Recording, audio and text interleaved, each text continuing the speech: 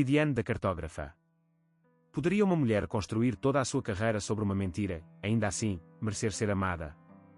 Corria o ano de 1887, e a Royal Geographical Society de Londres nunca, nos seus 112 anos de existência, admitira uma mulher. Esse facto não era apenas uma política. Era a arquitetura, entrelaçada na pedra do edifício, nos rituais da sala de conferências, na própria gramática das cartas que os seus membros trocavam.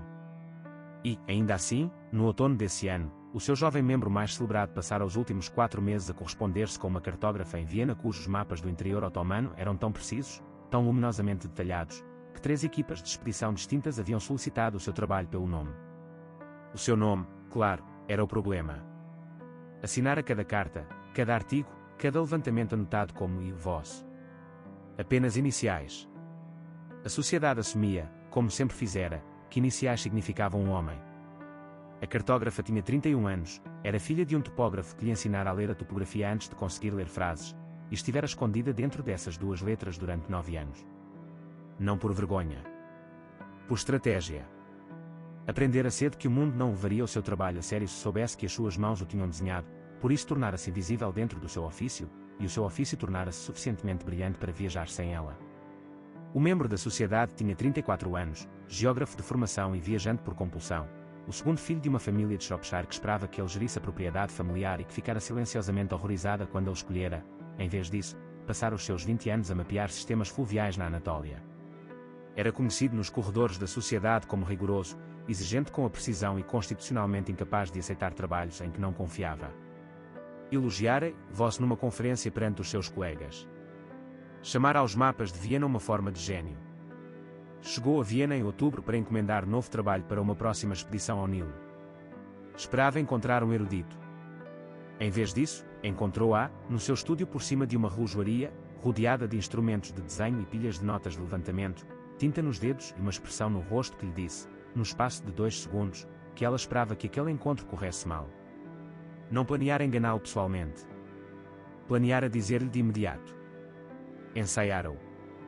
Mas ele entrou já confiando em vós, já agradecido, e as palavras que ensaiara dissiparam-se, e limitou-se a dizer que era a sua assistente, a tratar da correspondência enquanto vós viajava. Faria chegar a encomenda. Foi a pior decisão da sua vida, e tomou-a em 3 segundos, e passaria o ano seguinte a pagar por isso. Ele regressou na tarde seguinte com perguntas. Veio no dia seguinte com mais. Em menos de uma semana, chegava de manhã com café e uma discussão sobre o declive dos rios, e ela respondia-lhe com toda a força de tudo o que sabia, que era considerável, e ele olhava para ela de uma forma como nunca tinha sido olhada antes. Não com desdém. Com reconhecimento. Era inebriante e aterrador e já era demasiado tarde. Em novembro, trabalhavam juntos diariamente. Em dezembro, ela desenhara 3 mapas preliminares para a expedição enquanto ele observava, fazendo perguntas às quais ela respondia com as mãos ainda em movimento.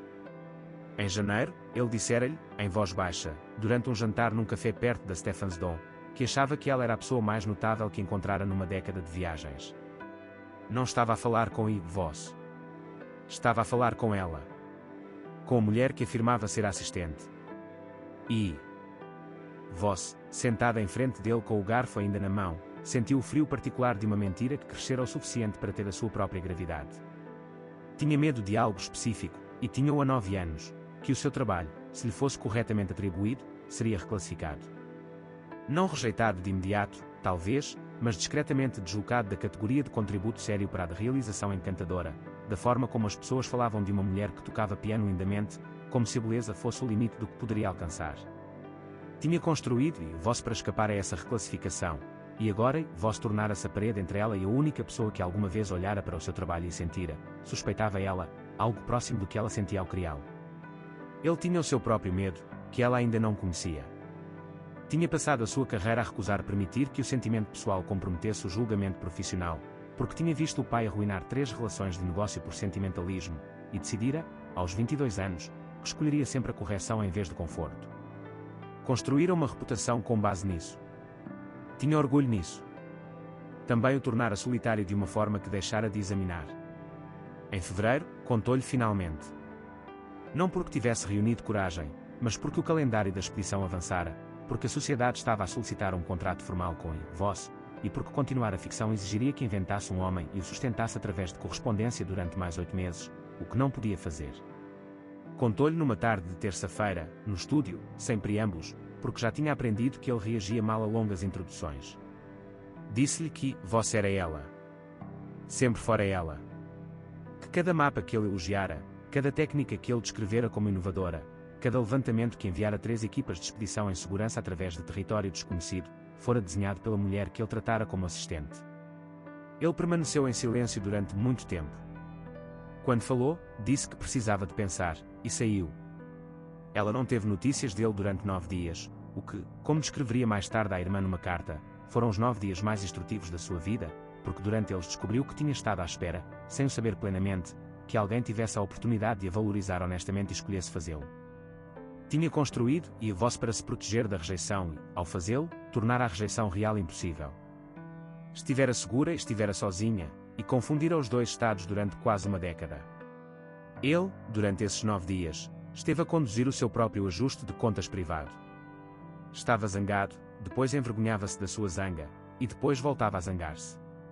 Sentia-se enganado. Também, quando se sentou e se obrigou a ser preciso quanto a isso, reconheceu que não tinha sido enganado em nada que importasse. O trabalho era real. As conversas eram reais. A sua resposta à mente dela fora real. O que fora enganado era um pressuposto que ele carregara sem o examinar, que Voss era um homem, algo que nunca lhe fora dito, apenas inferido, e essa inferência fora uma construção sua, erguida sobre a arquitetura de uma sociedade que nunca questionara quem tinha permissão para ter um nome. Voltou no 10º dia. Fez-lhe 3 perguntas sobre o levantamento do Nilo, perguntas técnicas, do tipo que teria feito a Voss. Ela respondeu-lhes como Voss responderia, porque ela era Voss, e ele assinou com a cabeça, e depois disse, muito baixo, que tinha falado com 2 colegas sobre o contrato da expedição e que, se ela estivesse disposta, tencionava submetê-lo com o nome completo dela e informar a sociedade, formalmente, de quem tinha produzido os mapas de Viena. Ela perguntou-lhe o que achava que iria acontecer. Ele disse que achava que haveria resistência, e que essa resistência seria superada, porque o trabalho era inegável e ele tinha passado 2 anos a construir credibilidade suficiente dentro da sociedade para forçar a questão. Disse que seria uma luta. Disse que acreditava ser uma luta que valia a pena travar. Ela perguntou-lhe porquê. Ele disse que porque o trabalho merecia existir com o nome dela nele, e porque achava que poderia estar apaixonado por ela, e essas 2 coisas não eram separadas. Ela disse-lhe que estava grata, e que achava que também poderia estar apaixonada por ele, e que ainda não tinha a certeza de que a sociedade sobreviveria à informação. Ele disse que, na sua opinião, esse era um problema da sociedade. A primavera foi difícil. A sua carta formal ao comitê de membros da sociedade gerou 3 semanas de correspondência contenciosa. 2 membros séniores retiraram o seu apoio à expedição. Um escreveu uma carta a um jornal que foi, em retrospectiva, o tipo de oposição que esclarece um debate em vez de o vencer, porque os apoiantes dela, que eram mais numerosos do que alguém esperava, a usaram como catalisador. A sociedade não colapsou. Dobrou-se, e depois manteve-se numa nova forma. Em junho, o contrato da expedição foi assinado com o nome completo dela. Em julho, foi convidada a apresentar a sua metodologia na série de palestras de outono, o que não era o mesmo que a filiação, mas era uma abertura que não existia antes. Em agosto, ela e o geógrafo viajaram juntos para os Alpes suíços, nominalmente para conduzir um estudo do movimento glaciar, e passaram partes consideráveis dessa viagem a falar de tudo, exceto de glaciares. Casaram-se em Viena na primavera de 1889, no bairro do Relojoeiro, suficientemente perto do estúdio dela para que pudesse ver a janela a partir dos degraus da igreja. Ele pediu-a em casamento no estúdio, rodeado pelas suas ferramentas de desenho, o que lhe pareceu o local correto, aquele que mais honestamente era dela.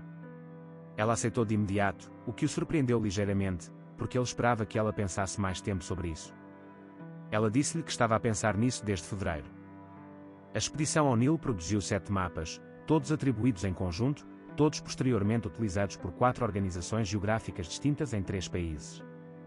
A sociedade admitiu a sua primeira mulher membro em 1913, 24 anos depois, um período que não foi tão longo quanto poderia ter sido, em parte porque a questão foi forçada, formal e publicamente, em 1888, por um geógrafo de Shropshire e uma cartógrafa de Viena que se recusaram, juntos, a deixar que a resposta permanecesse enterrada sob 2 iniciais. Ela manteve o nome Voss na sua correspondência pessoal durante o resto da sua vida. Não para se esconder. Porque tinha sido o seu primeiro nome, aquele que deu a si própria quando tinha 22 anos e precisava de um lugar onde colocar tudo o que sabia. Cresceu dentro dele, e depois ultrapassou, e depois casou-se e teve um marido que a chamava pelo seu nome completo todas as manhãs como se fosse uma espécie de cerimónia. O que, veio a compreender, era. Os mapas ainda existem. Vários deles estão no arquivo da Sociedade em Londres, corretamente atribuídos, numa antecâmara que foi acrescentada ao edifício em 1921, numa ala que foi financiada em parte por uma dotação que ela estabeleceu antes de morrer, porque acreditava que as salas importam, e que a arquitetura do mundo não é fixa, e que alguém, sempre, tem de estar disposto a traçar o novo meridiano. Gostou da história de hoje? Fique connosco só mais um instante. Diga-nos nos comentários, de que cidade está a ver este vídeo. Esta mensagem tocou. E se tiver ideias para novas histórias, partilhe, a sua sugestão pode tornar-se o próximo vídeo. Deixe um gosto se esta mensagem teve significado para si. Subscreva o canal para não perder os próximos vídeos. Se acha que alguém poderá gostar desta mensagem, partilhe. E se quiser apoiar o canal, veja os links na descrição. Alguns são links de afiliado, o que nos ajuda sem qualquer custo adicional. Muito obrigado por estar connosco. Até ao próximo vídeo.